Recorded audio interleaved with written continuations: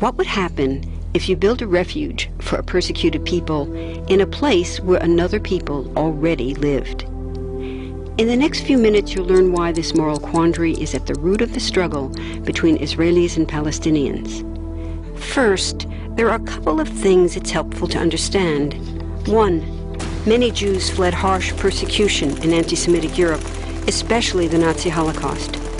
Zionists encouraged massive immigration to historic Palestine, at that time a British colony, where Jews had an age-old connection and where small Jewish communities had long existed among larger groups of indigenous peoples.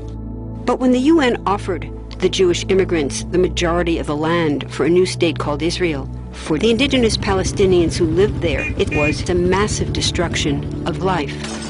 They rejected the UN's partition plan, and several Arab states invaded the new state of Israel. Israeli forces essentially erased over 400 Palestinian villages and towns.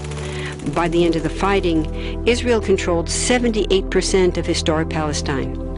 And when 750,000 Palestinians who fled or were expelled during fighting tried to return to their homes where the new state now stood, they were permanently barred by the Israeli government. While over 100,000 of their relatives and neighbors who hadn't left became second-class citizens of the new state, along with the new Jewish majority. Today, Palestinian refugees and their descendants number in the millions. Most are in the Gaza Strip, the West Bank, and Jordan. Many are spread throughout the world, with millions still living in refugee camps, seeking to return to their homeland. To sum up, one group of refugees found a much-needed home, but in the process, a new group of refugees was created. Here's the second thing to understand. Israel was founded as a Jewish state. But now ask yourself, what exactly does that mean? People had lots of ideas about what a Jewish state should look like. Some called for equality for all citizens. But what was created, in practice, was institutional discrimination against non-Jews. In other words, Israel ended up being built on a blueprint of exclusion. The Israeli government wants maximum land and resources for Jews, but not the Palestinians living there. That's why, inside Israel, Jews get special privileges, including rights to land and housing, that are denied to the Palestinian citizens, who make up 20% of Israel's population. That's also part of why Israel has never defined its borders.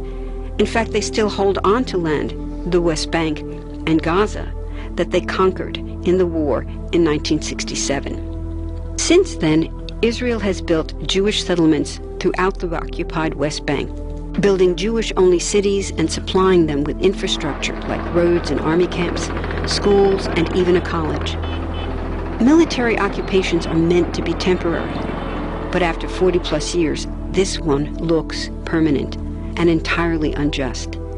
In the West Bank, Israeli Jewish settlers and Palestinians live on the same land, but must live under two completely separate and unequal systems of Israeli law. The Jewish settlers dominate the natural resources, including water and agricultural land, and they're backed by the Israeli army. To maintain the occupation, Israel has demolished thousands of Palestinian homes and orchards, confiscated Palestinian land, bombed a captive civilian population in Gaza, and punished resistance with raids, arrests, and assassinations, all to gain maximum land, while making life so difficult for Palestinians that they will either leave or be too afraid to resist. Palestinians have fought back. For decades, they tried to achieve national liberation through armed struggle. Some groups still do. But the majority now support popular protest instead. The deeply harmful pattern of control, repression, and violence profoundly harms Palestinians living under occupation and Israelis living as occupiers. This must be broken to reach a peaceful and secure future for both peoples. Now that you understand the problem, what about the solution? What about peace talks? So far, over 2 decades of U.S.-backed peace talks have actually made things worse by helping Israel continue the occupation. It's been years of talking while Israel massively expanded the Jewish settlements and literally redrew the map. Peace talks are good if they're real, but not when they're theater to cover a land grab. So now what? The current world superpower, the United States, has been a terrible friend, enabling Israel's destructive and self-destructive expansion onto Palestinian land by funding the Israeli military, the biggest recipient of U.S. foreign aid in the world. But there's another superpower that can make the difference: you.